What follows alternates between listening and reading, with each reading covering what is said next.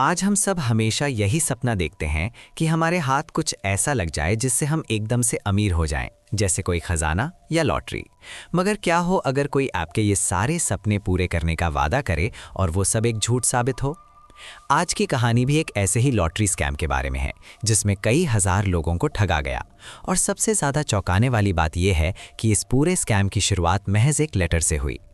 Lottery जीतना एक सपने के सच होने जैसा है, जो रातों रात किसी की भी जिंदगी बदल सकता है। और लोगों की इसी सोच और सपने का फायदा उठाकर दो बाप बेटों ने एक ऐसे लॉटरी स्कैम को अंजाम दिया, जिसमें हजारों लोग बार बार इस लॉटरी को खेलते चले गए और उनके बिछाए जाल में फंसते चले गए। ये कहानी अमेरिका के इतिहास की सबसे बड़ी लॉटरी स्कैम की कहानी है, जिसमें 10,000 से ज़्यादा लोगों को ठगा गया और इस ठगी की वजह से उनकी जिंदगियां हमेशा हमेशा के लिए बर्बाद हो गईं। तो आखिर कौन थे ये ठग बाप बेटे? कैसे उन्होंने अमेरिका के सबसे बड़े लॉटरी स्कैम को अंजाम दिया? और क्या कभी इस पूरे स्कैम का पर्दाफाश हो पाया? ये आपको हैरत में डाल देगा। इस पूरे स्कैम के मास्टरमाइंड का नाम है जेम्स ह्यूस्टन, जिसने लोगों से झूठ बोलकर बेशुमार दौलत कमाई और इस झूठ की वजह से उनकी जिंदगियां बर्बाद हो गईं। कहानी शुरू होती है सन 1980 के दशक में, जब ना तो टेक्नोलॉजी इतनी ज़्यादा एडवांस थी और ना ही इंटरनेट ने इस दुनिया में अपना कदम रखा था। ये वो वक्त था जब लोग एक दूसरे से लंबी बातचीत करने के लिए एक दूसरे को लेटर लिखा करते थे, और यही वो तरीका था जिससे दूर बैठे लोगों से कम्युनिकेट किया जा सकता था। मगर जेम्स ह्यूस्टन को इसमें एक परफेक्ट मौका दिखाई देता है, जिसके जरिए वो लोगों को ठग सकता था। बहरहाल, इस कहानी में आगे बढ़ने से पहले हमें जेम्स ह्यूस्टन के बारे में जानना होगा कि कैसे वो एक आम इंसान से एक ऐसा ठग बना जिसके स्कैम ने पूरे अमेरिका को हिलाकर रख दिया। जेम्स का जन्म सन 1940 में एक ऐसे परिवार में हुआ जहां सब मेहनत करके अपनी रोजी रोटी कमाते थे, और जेम्स के पूरे घर में ना तो कोई ठगी करता था और ना ही चोरी। इसका साफ मतलब था कि बचपन से जेम्स का क्राइम से कोई लेना देना नहीं था। जेम्स भी शुरू से पढ़ाई में काफ़ी तेज़ था, और जैसे जैसे वो बड़ा होता जा रहा था वैसे वैसे उसकी पर्सनैलिटी भी काफ़ी अच्छी होती जा रही थी, जो आगे चलकर उसके बहुत काम आने वाली थी।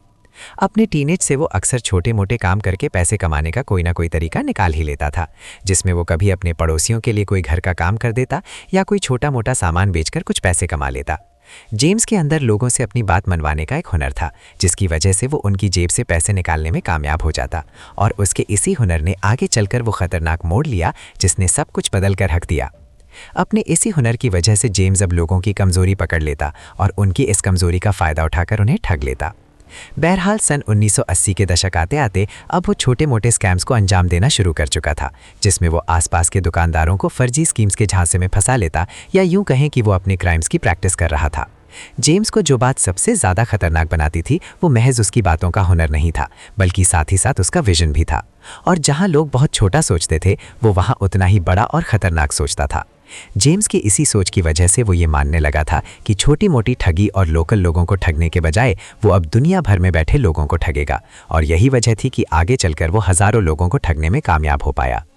एक दिन वो बैठा यही सोच रहा था कि तभी उसके दिमाग में एक शातिर आइडिया आता है, और उसे लगने लगता है कि क्यों ना लोगों की लालच और बेसब्री का फ़ायदा उठाया जाए और उन्हें एक ऐसे झूठी लॉटरी विनिंग के जाल में फंसाया जाए जिससे वो कभी बाहर ही ना निकल सके।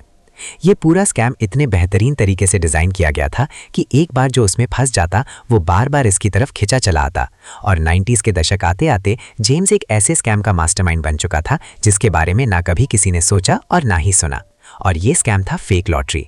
हालांकि जेम्स इस पूरे स्कैम का मास्टरमाइंड तो था, मगर किसी भी बड़े स्कैम या फ्रॉड को तब तक अंजाम नहीं दिया जा सकता जब तक इसके पीछे एक बेहतरीन टीम ना हो। इस स्कैम को भी अंजाम देने के लिए जेम्स को एक टीम की ज़रूरत थी जिस पर वो भरोसा कर सके और जो जेम्स की ही तरह शातिर और चालाक हो। बहरहाल, जेम्स अब एक टीम तैयार करना शुरू करता है, और इस टीम में शामिल होने वाले मेंबर कोई आम क्रिमिनल नहीं थे, बल्कि ये वो लोग थे जो बेहतरीन प्लानिंग और स्ट्रैटेजी बनाने में माहिर थे। इस गैंग में शामिल होने वाला जो सबसे पहला शख्स था वो था सनी ह्यूस्टन, और ये कोई और नहीं बल्कि जेम्स का बेटा था, और यही वजह थी कि जेम्स सबसे ज़्यादा भरोसा सनी पर ही करता था। जहां जेम्स इस स्कैम की प्लानिंग कर उसे अंजाम देता था, वहीं सनी इस पूरे स्कैम में लॉजिस्टिक्स संभालने का काम करता था, जिसमें वो फेक लॉटरी में भेजे जाने वाले लेटर्स को टाइम से पोस्ट ऑफिस पहुंचाने और उन्हें ट्रैक करने का काम करता था। सनी जितना अपने फादर जेम्स के लिए वफादार था, वो उतना ही अपने काम में माहिर भी था, और सनी वो शख्स था जिसकी वजह से लेटर हजारों लोगों तक पहुंचे और वो फेक लॉटरी स्कैम का शिकार हुए।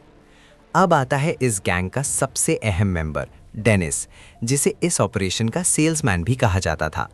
डेनिस ही वो शख्स था जो इस स्कैम के हर लेटर को डिज़ाइन करता था, या यूं कहें कि डेनिस की वजह से ही सभी पैसे कमा रहे थे। डेनिस इस पूरे ऑपरेशन में एक परफेक्ट जाल बिछाने का काम करता था, जिसमें वो पोस्ट कार्ड्स और लेटर को इतने बेहतरीन तरीके से डिज़ाइन करता कि जिसे देख कोई भी धोखा खा जाए। इन लेटर्स और पोस्ट कार्ड पर वो बेहतरीन लोगो लगाता था जो देखने में बिल्कुल प्रोफेशनल होते, और इन लेटर्स में कुछ ऐसा लिखा होता जिसे पढ़ने के बाद हर कोई उनके बिछाए जाल में फंस जाता।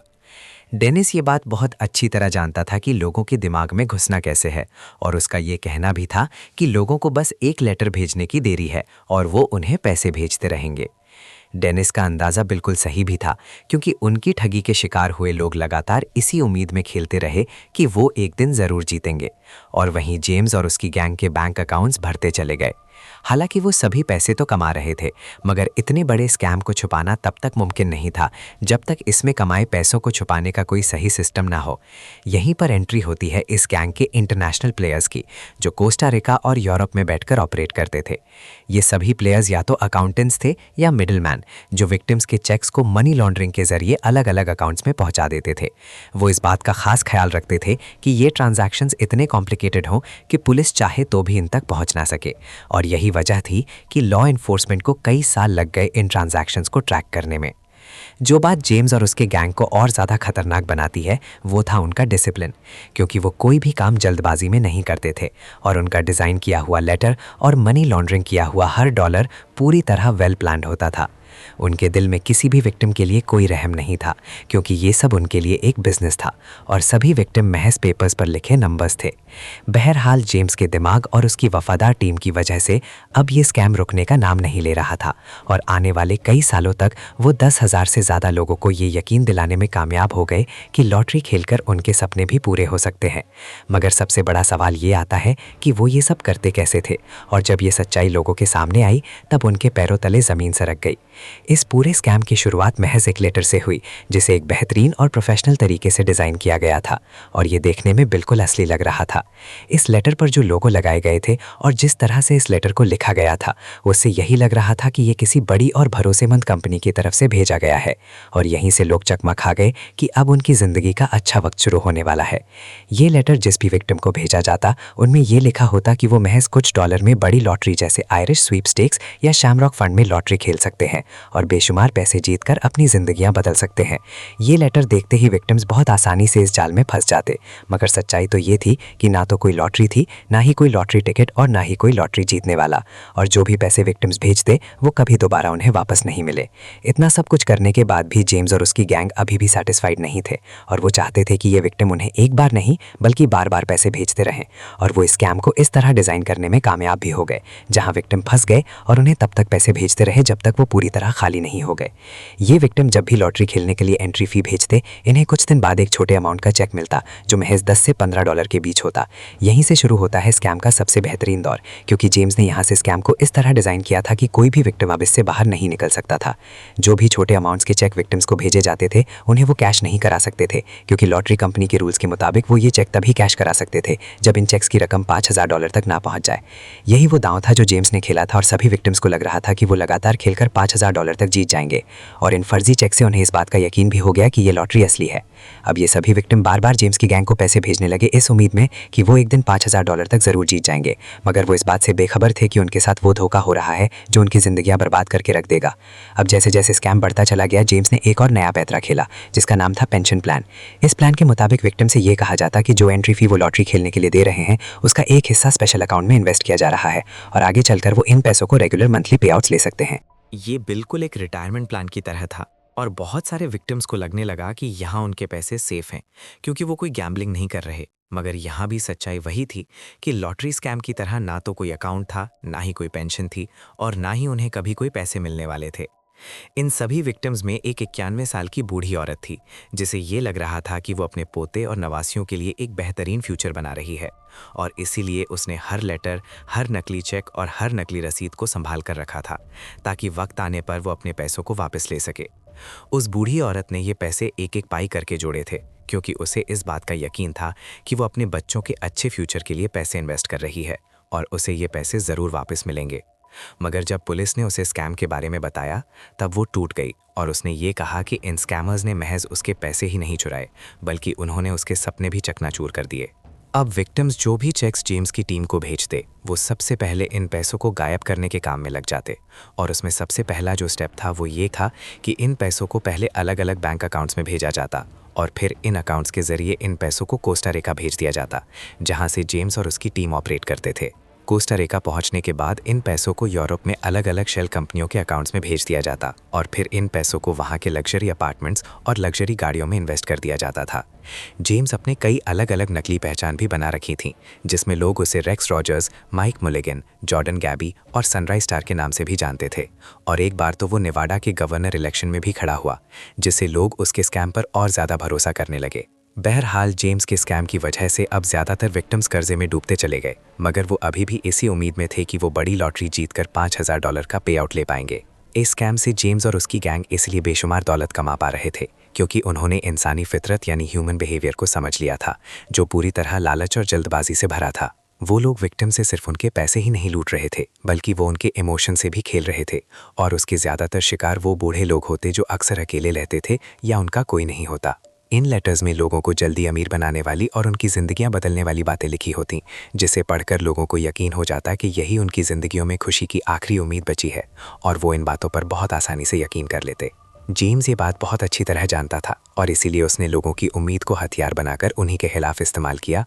और ख़ुद बेशुमार दौलत कमाई। बहरहाल जब पुलिस के सामने इस पूरे स्कैम का पर्दाफाश हुआ तब उनकी आंखें फटी की फटी रह गईं, क्योंकि ये महज एक स्कैम ही नहीं था बल्कि इंडस्ट्रियल लेवल पर अंजाम दिया जाने वाला वो फ्रॉड था जिसमें अब तक विक्टिम्स के $20 मिलियन तबाह हो चुके थे। इस स्कैम में हर विक्टिम का वो सपना टूटा जो उन्होंने अपने और अपने परिवार के लिए देखा था और जो अब कभी पूरा नहीं हो पाएगा। 91 साल की मार्गरेट जो स्कैम का शिकार हुई थी, उसे भी छोटे अमाउंट्स के चेक लगातार मिलते रहे, जिससे वो इस उम्मीद में थी कि वो जल्दी लॉटरी जीत जाएगी और लगातार खेलती रही। मगर जब पुलिस ने उसके बारे में तहकीकात की तब उन्हें पता चला कि अब मार्गरेट के पास ग्रोसरी खरीदने के लिए भी ज़्यादा पैसे नहीं बचे हैं। मार्गरेट के सामने जब पुलिस ने स्कैम का खुलासा किया तब उसने उनसे सवाल किया कि आखिर मेरे पैसे कहाँ हैं और वो पैसे कहाँ चले गए। उधर पुलिस को एक और 82 साल की बूढ़ी औरत के बारे में पता चला जो अकेले रहती थी और जिसने अपनी कई सालों की मेहनत की कमाई स्कैम में लगा दी थी। और जब पुलिस ने उस औरत से बात की तब उसने बताया कि वो अब तक $30,000 स्कैम में इन्वेस्ट कर चुकी है ताकि उसे रेगुलर मंथली पे आउट्स मिलते रहें। हालांकि इस पूरे स्कैम को बहुत सिस्टमैटिकली डिज़ाइन किया गया था, मगर कहते हैं ना कि कोई भी गलत काम एक ना एक दिन पकड़ा ज़रूर जाता है, और यहाँ भी बिल्कुल वही हुआ। अब ये स्कैम इतना बड़ा हो गया था कि इसे छिपाना बहुत मुश्किल होता जा रहा था और पुलिस भी अब धीरे धीरे स्कैम को एक्सपोज करने के बहुत करीब पहुँचती जा रही थी। मगर वो किस तरह जेम्स तक पहुँचे और उन्होंने कैसे उसे पकड़ा, ये अपने आप में उतना ही हैरत अंगेज है जितना कि ये स्कैम। इस इन्वेस्टिगेशन की शुरुआत एक फ़ोन कॉल से होती है और ये कॉल पुलिस को एक बैंक से आया था। पुलिस को जिस शख्स ने ये कॉल किया था वो बैंक का अकाउंटेंट था और इस अकाउंटेंट ने जो बात नोटिस की थी वो ये थी कि उसके बैंक के ज़्यादातर बूढ़े कस्टमर्स ने बार बार एक ही लॉटरी कंपनी के नाम चेक्स बनवाए थे। पहले तो इन चेक्स पर जो अमाउंट होता था वो छोटा होता था, मगर धीरे धीरे वक्त के साथ ये बढ़ता चला गया और अकाउंटेंट को ये बात बार बार खटक रही थी कि चेक्स एक ही लॉटरी कंपनी को क्यों जा रहे हैं। बहरहाल अकाउंटेंट से खबर मिलते ही पुलिस यूनाइटेड स्टेट्स की पोस्टल इंस्पेक्शन सर्विस से कांटेक्ट करती है और इस केस की छानबीन करने के लिए कहती है। पोस्टल इंस्पेक्शन सर्विस वो एजेंसी होती है जो पोस्ट ऑफिस में आने जाने वाले लेटर से जुड़े किसी भी फ्रॉड को इन्वेस्टिगेट करती है और इस केस की इन्वेस्टिगेशन की जिम्मेदारी ऑफिसर शेरी डेलानी को दी जाती है। इन्वेस्टिगेशन की शुरुआत में पहले तो एक मामूली फ्रॉड केस लग रहा था, मगर जैसे जैसे ऑफिसर डेलानी इस केस की गहराई में जाती चली गई, उन्हें एहसास होने लगा कि ये कोई मामूली स्कैम नहीं है और सेम लॉटरी कंपनी के नाम और सेम मिलिंग एड्रेस बार बार उनके सामने आना शुरू होते हैं। ऑफिसर डेलानी देखती है कि अमेरिका की अलग अलग स्टेट से लोग एक ही एड्रेस पर चेक्स भेज रहे हैं और तब उसे ये समझते देर नहीं लगी कि ये एक बहुत बड़ा स्कैम है जिसे सॉल्व करने में उसे और लोगों की ज़रूरत पड़ेगी। अब officer Delaney internal revenue service agent के साथ मिलकर काम करना शुरू कर देती है और वो एजेंट फ्रैंक से कहती है कि वो उन पैसों के बारे में पता लगाएं जो इन चेक्स के जरिए लॉटरी कंपनीज तक पहुंचे हैं। अब एजेंट फ्रैंक उन विक्टिम्स के चेक्स को ट्रेस करना शुरू करता है जो अमेरिका के अलग अलग बैंक अकाउंट से गए थे और यहीं से उन्हें पता चला कि ट्रांजैक्शंस कोस्टा रिका में किए गए हैं जहां से लेटर पोस्ट होकर आते थे और फिर इन पैसों को यूरोप के अलग अलग अकाउंट्स में भेजा गया और फिर ये पैसे अलग अलग ट्रांजैक्शंस के जरिए वहां से गायब हो गए। इन ट्रांजैक्शंस को कोस्टा रिका में कराने के पीछे की वजह ये थी कि कोई भी इन तक ना पहुंच सके, मगर जैसे जैसे ऑफिसर डेलानी और ऑफिसर फ्रैंक इन ट्रांजैक्शंस के करीब पहुंचते गए, उन्हें ये समझते देर नहीं लगी कि ये पूरा ऑपरेशन कितना ऑर्गेनाइज्ड और कितना बड़ा है। अपने केस को और स्ट्रॉन्ग बनाने के लिए अब इन्वेस्टिगेटर्स को विक्टिम से बात करना बहुत ज़रूरी होता जा रहा था, मगर ये काम उनके लिए उतना ही मुश्किल और इमोशनल साबित होने वाला था। अब ऑफिसर डेलानी एक एक करके विक्टिम्स के दरवाजे खटखटाना शुरू करती है और सभी को ये बताती है कि वो स्कैम का शिकार हो गए हैं, क्योंकि ना तो कोई लॉटरी है, ना ही कोई पेंशन है और ना ही कोई पैसे बचे हैं। ये सुनते ही कुछ विक्टिम्स तो रोने लगे और कुछ ने तो इस बात पर यकीन करने से ही मना कर दिया। एक औरत जिसने ये सारे चेक्स अभी तक संभाल कर रखे थे, वो नम आंखों से डेलानी की तरफ देखती है और उससे कहती है कि मैं पैसों का इंतजार कर रही थी, क्योंकि मेरे पास जो भी था वो सब कुछ मैंने इसी में लगा दिया था। ऑफिसर डेलानी का कहना था कि विक्टिम से की गई ये पूछताछ इन्वेस्टिगेशन का सबसे मुश्किल हिस्सा था, क्योंकि ये सिर्फ फ्रॉड विक्टिम्स नहीं थे, बल्कि ये टूटे हुए सपनों और उम्मीदों के विक्टिम्स थे। अब जैसे जैसे दोनों ऑफिसर्स स्कैम से जुड़े सबूतों को इकट्ठा करते चले गए, उनके हाथ एक लीड लगती है और वो था कोस्टा रिका में मौजूद वो मेलिंग सेंटर जहाँ से लेटर्स भेजे जाते थे। इस खुलासे के बाद पुलिस के सामने एक टारगेट था जिसे वो जेम्स और उसकी गैंग के ऑपरेशंस के साथ जोड़ सकते थे। पुलिस के हाथ बड़ी कामयाबी तब लगी जब स्कैम नेटवर्क के अंदर के लोगों ने ही पुलिस को स्कैम की डिटेल्स के बारे में बताया, जिसमें पुलिस को पता चला कि इस पूरे स्कैम का मास्टरमाइंड जेम्स ह्यूस्टन है। दूसरी डिटेल जो पुलिस को पता चली वो ये थी कि जेम्स का बेटा सनी स्कैम ऑपरेशन की लॉजिस्टिक्स संभालता है, और तीसरी ये कि डेनिस फ्रॉड लेटर्स को डिज़ाइन करता है जिससे विक्टिम्स उनके जाल में फंस जाते थे। जेम्स पिछले कई सालों से नकली पहचान का सहारा लेकर इस स्कैम ऑपरेशन और इसमें होने वाले ट्रांजैक्शंस को पुलिस की नज़रों से बचाता आया था, मगर अब पुलिस को सबसे बड़ा सबूत यानी उनका मेलिंग सेंटर मिल गया था और अब जेम्स के पास कोई ऐसी जगह नहीं बची थी जहां वो छुप सके। इस केस की गति अब धीरे धीरे सुलझ जा रही थी और जेम्स जिसने ये पूरा स्कैम ऑपरेशन प्लान किया था वो बहुत जल्द पुलिस के हाथ लगने वाला था। बहरहाल सन 1995 आते आते अब पुलिस के हाथ वो सारे सबूत लग चुके थे जिसकी उन्हें ज़रूरत थी, और स्कैम में शामिल लोगों के नाम और अकाउंट नंबर्स भी उनके हाथ लग चुके थे। मगर इतने बड़े फ्रॉड एम्पायर को एक झटके में ख़त्म करना इतना आसान नहीं होने वाला था। अब पुलिस इंटरपोल के साथ मिलकर कोस्टा रिका में मौजूद जेम्स के मेलिंग सेंटर पर रेड मारती है और वहाँ का नज़ारा देख उन्हें ये यकीन हो गया कि अब वो इस केस को सॉल्व करने के बहुत करीब हैं। इस रेड में उन्हें प्रिंटिंग मशीनें और कई हज़ारों प्रिंट हुए लेटर्स मिलते हैं और साथ ही साथ उन नामों की लिस्ट भी मिलती है जिन्हें ये फ्रॉड लेटर्स भेजे जाने वाले थे। इसी दौरान अमेरिका में जेम्स के बेटे सनी को एक ऑफिस से गिरफ्तार कर लिया जाता है और इसी ऑफिस से वो लॉजिस्टिक्स संभालने का काम करता था। सनी से ही पुलिस को पता चला कि डेनिस अपने घर पर ही है और पुलिस उसे भी वहाँ से गिरफ्तार कर लेती है, जिसके बाद इस गैंग के 2 अहम मेंबर्स पुलिस के हाथ लग चुके थे, मगर जेम्स अभी भी पकड़ा जाना बाकी था। पुलिस को लगने लगता है कि जेम्स कहीं भाग गया है, मगर साथ ही साथ वो ये भी जानते थे कि जेम्स को लगता है कि वो कभी पकड़ा नहीं जाएगा और इसीलिए वो कोस्टा रिका में उसे ढूंढना शुरू करते हैं और उनका तीर सही निशाने पर जाकर लग जाता है। बहरहाल कुछ दिनों की तलाश के बाद जेम्स कोस्टा रिका में पुलिस के हाथ लग जाता है, जहां वो यूएस पुलिस से बचने के लिए छुपा हुआ था। गिरफ्तारी के बाद जेम्स और उसकी गैंग पर मेल फ्रॉड, मनी लॉन्ड्रिंग और लॉटरी स्कैम के फेडरल चार्जेस लगाए गए, जिसमें जेम्स को इस पूरे स्कैम का मास्टरमाइंड ठहराया गया। इस केस को स्ट्रॉन्ग बनाने में विक्टिम्स की गवाही ने बहुत अहम रोल अदा किया, जिसमें उन्होंने कोर्ट को कई लेटर्स लिखे और इन लेटर्स में उनकी बर्बादी की वो कहानी थी जिसका सामना उन्होंने स्कैम की वजह से किया। कुछ विक्टिम्स ने तो कोर्ट में आकर भी गवाही दी और ये बताया कि कैसे उन्हें धोखा देकर उनकी जिंदगी भर की कमाई छीन ली गई। जेम्स के वकील ने कोर्ट में ये कहा कि उसके साथ थोड़ी नरमी बरती जाए, क्योंकि अब वो काफ़ी बूढ़ा हो चुका है और उसकी तबीयत भी अब अच्छी नहीं रहती। मगर डिफेंडिंग वकील का कहना था कि जेम्स ने खुद एक बूढ़ा आदमी होते हुए भी बूढ़े लोगों को लूटा जो बीमार और अकेले थे और उनकी जिंदगी भर की कमाई छीन ली। ना तो जेम्स ने उन लोगों पर कोई रहम दिखाया और ना ही उन लोगों के बारे में सोचा, और कोर्ट से अपील करते हुए डिफेंडिंग वकील कहता है कि जेम्स को सख्त से सख्त और कड़ी सजा दी जाए। डिफेंडिंग वकील की दलील से सहमत होते हुए जज जेम्स को 10 साल की सजा सुनाता है और जेम्स जैसे बूढ़े शख्स के लिए एक बहुत सख्त सजा थी, मगर आखिरकार सभी विक्टिम्स को इंसाफ मिल चुका था। जेम्स के बेटे सनी और पार्टनर डेनिस को भी स्कैम का दोषी ठहराते हुए 7 साल की सजा सुनाई गई और इस स्कैम से जुड़े तीनों मेन प्लेयर्स अब सलाखों के पीछे जा चुके थे, जिसके बाद उनका ये पूरा फ्रॉड ऑपरेशन तबाह हो गया। पुलिस ने उनकी सारी प्रिंटिंग मशीनों को जब्त करके उनके प्रिंटिंग सेंटर को बंद कर दिया और उनके सारे अकाउंट्स को फ्रीज कर दिया।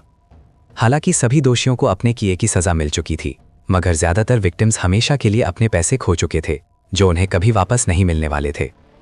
इस इन्वेस्टिगेशन में शामिल पुलिस ऑफिसर्स का कहना था कि इस नुकसान की भरपाई पैसों से नहीं की जा सकती, क्योंकि जेम्स ने महज लोगों से पैसे ही नहीं चुराए, बल्कि उसने लोगों से उनकी उम्मीदें और सपने चुराए, और उसके बाद अब ये विक्टिम्स किसी पर भी कभी भरोसा नहीं कर पाएंगे।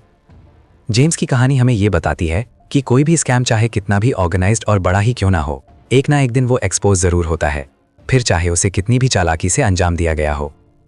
जेम्स के पकड़े जाने से महज एक फ्रॉड ऑपरेशन ही खत्म नहीं हुआ, बल्कि एक ऐसे आदमी की हार हुई जो ये सोचता था कि वो लोगों को बेवकूफ़ बनाकर हमेशा के लिए बच निकलेगा।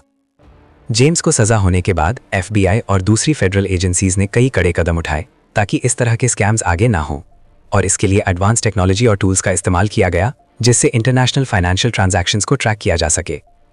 लॉ इन्फोर्समेंट एजेंसीज और कंज्यूमर प्रोटेक्शन ग्रुप्स ने कई अवेयरनेस कैंपेन चलाए जिसमें लोगों को फर्जी लॉटरी स्कैम से बचने के लिए एजुकेट किया गया और उन्हें साफ तौर पर यह बताया गया कि जेन्युइन लॉटरी कंपनीज कभी भी एडवांस में कोई पैसे नहीं मांगती हैं, और अगर कोई भी जीत का वादा करके उनसे पैसे मांगता है तो इसका मतलब है कि वो फ्रॉड है।